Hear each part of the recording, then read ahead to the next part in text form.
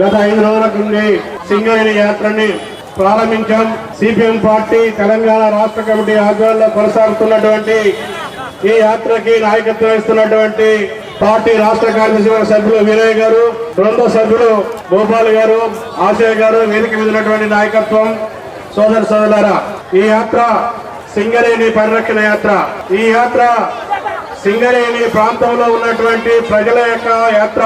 ఈ యాత్ర ద్వారా సింగరేణి పరిరక్షణ చేయడం మూలంగా, సింగరేణికి బొగ్గు బ్లాకుల్ని కేటాయించుకోవడం మూలంగా, శ్రావణపల్లి బొగ్గు బ్లాక్ ని సింగరేణికి దక్కించుకోవడం మూలంగా మన తెలంగాణ రాష్ట్రం యొక్క అభివృద్ధిని కాంక్షించడం తప్ప మరొకటి కాదు అని చెప్పి సిపిఎం పార్టీ చెప్తా ఉంది. తెలంగాణ రాష్ట్రంలో ఒకే ఒక ప్రభుత్వ రంగ పరిశ్రమ, ప్రభుత్వ రంగ సంస్థ సింగరేణి సంస్థ. ఈ సింగరేణి సంస్థ వల్ల 6 జిల్లాల్లో ఉన్నటువంటి నిరుద్యోగులకు ఉద్యోగాలు వస్తున్నాయి. పనిచేసేటువంటి కార్మికులు పనిచేస్తూ ఉన్నారు. సింగరేణి ఆధారంగా 6 జిల్లాల్లో అనేక పట్టణాల్లో అభివృద్ధి జరుగుతూ ఉంది. సింగరేణి ఆధారంగా చేసుకుని ఈ ప్రాంతంలో మరి షాపులు, వ్యాపారము, అదేవిధంగా చిరు వ్యాపారులు, అదేవిధంగా విద్యా సంస్థలు, కాలేజీలు, చిన్న చిన్న హాస్పిటల్స్, ఇవన్నీ కూడా ఈ సింగరేణి బేసిక్ మీదనే, సింగరేణి ఆధారంగానే ఈరోజు ఉంటున్నటువంటి పరిస్థితి ఉంది. సింగరేణి అంటే సిరులు కురిపించే తల్లి. సింగరేణి సిరులు కురిపించేటువంటి మన తల్లిని ఈరోజు బజార్లో అంగట్లో పెట్టి నరేంద్ర మోడీ అమ్మాలని చెప్పి చూస్తూ ఉన్నాడు. మన అంగట్లో అమ్మాలని చూస్తుంటే దీన్ని సహించము. ఈ బొగ్గు బ్లాక్ల యొక్క వేలాన్ని ఆపాలి. బొగ్గు బ్లాక్ల యొక్క వేలాన్ని మరి వేయొద్దు. సింగరేణికి ఉన్నటువంటి ఏకైక బొగ్గు బ్లాక్ గా ఉన్నటువంటి శ్రావణపల్లిని ఎలాంటి టెండర్ లేకుండా, ఎలాంటి వేలం లేకుండా సింగరేణికే కేటాయించాలని చెప్పి ఈరోజు సిపిఎం పార్టీ ఈరోజు డిమాండ్ చేస్తా ఉంది. ఇప్పుడున్నటువంటి బొగ్గు నిల్వలు ఎల్లకాలం ఉండవు. బొగ్గు బావిలో ఇప్పుడున్నటువంటి పనిచేసేటువంటి వాళ్ళకి ఆ బొగ్గు బావిలో బొగ్గు నిల్వలు ఉంటేనే ఉద్యోగాలు ఉంటాయి. లేకపోతే ఇప్పుడు పనిచేసేటువంటి ఉద్యోగులు కూడా ఉద్యోగాలు కోల్పోయి రోడ్డు మీదకి పడాల్సినటువంటి పరిస్థితి వస్తుంది. జీవితాలు చంద్రవందనం కావాల్సినటువంటి పరిస్థితి వస్తుంది.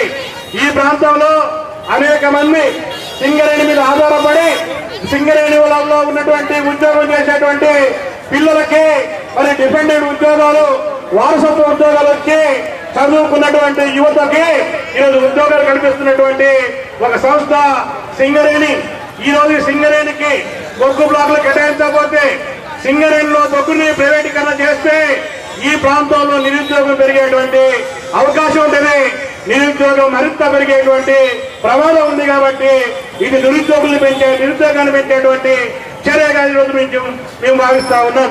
అంతేకాదు సింగరేణి బొగ్గు బ్లాకుల్లో, బొగ్గు గనుల్లో బొగ్గు అయిపోతే అక్కడ ఉన్నటువంటి పట్టణాలు ఈరోజు బొగ్గు గుట్టలుగా, బూడిద గుట్టలుగా, ఒళ్ళకాలుగా మారిపోయినటువంటి అనుభవం మనం ఇప్పుడు తెలంగాణలో చూస్తున్నాం.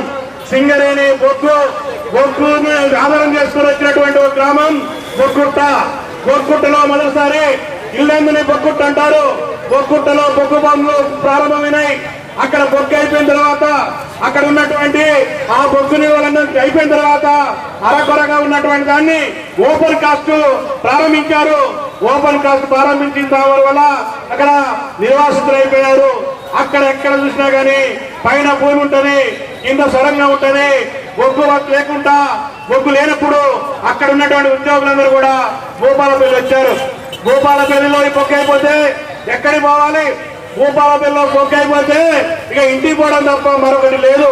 కాబట్టి కాంగ్రెస్ ప్రభుత్వం, బీఆర్ఎస్ ప్రభుత్వం సింగరేణి ఉద్యోగులకి, సింగరేణి కార్మికులకి, తెలంగాణ ప్రాంతంలో ఉన్నటువంటి తెలంగాణ ప్రజలకి అన్యాయం చేసేటువంటి ఈ చర్యలు మానుకోకపోతే ప్రజా ఉద్యమం తప్పదని చెప్పి హెచ్చరించడం కోసం, ప్రజల్ని చైతన్యవంతం చేయడం కోసం కార్మికులు, కార్మిక సంఘాలు వాళ్ళ జెండాలతో నిమిత్తం లేకుండా, వాళ్ళ యొక్క అనుమతులతో నిమిత్తం లేకుండా సింగరేణి పరిరక్షణ పోరాటంలో కలిసి రావాలని చెప్పి విజ్ఞప్తి చేయడం కోసం ఇక్కడికి ఈ యాత్రని చేపట్టడం జరిగింది.